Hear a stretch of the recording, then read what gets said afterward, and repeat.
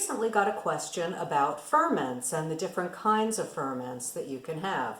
I'm resting my hands on my kombucha and my SCOBY, but before I talk about that, I'm going to talk about the difference between fermentation and pickling. So, one of my favorites, this fermented seaweed, has beneficial microbes growing in it to keep the problematic microbes out of it. Pickling, you've created an environment that no kind of microbes are going to be growing in. So these are preserved without microbes, and this is preserved with beneficial microbes. So I like pickled things, but I like fermented things a little bit better. It's more a functional food, it's more medicinal. So here's my kombucha. I'm going to take the cheesecloth off the top. Look at that. Now that SCOBY is ready to be divided. And this is a really large colony. It's a symbiotic colony of yeast and bacteria and yeast, SCOBY. So this is really easy to work with. You can double ferment it. This is what's going in my smoothie this morning. I think I've got strawberries. Yep, I've got strawberries in there. Now the next largest kind of colony is the kefir that comes with dairy. So these dairy kefir tend, the way the sun is shining in here, got a little bit of a glare. Let's see if we can get that out. No, it's still kind of glary here. Let's see. Well, in any case, these grains, there we go. These grains are larger than the grains that you will find in the water kefir. This is floating.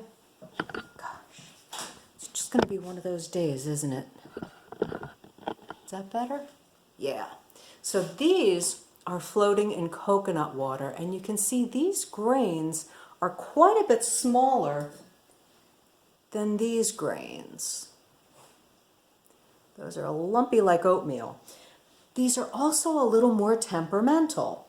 So it's a larger colony, it's got a more diverse profile, and therefore more beneficial, but it is a little more temperamental. It really only likes never ultra-pasteurized milk.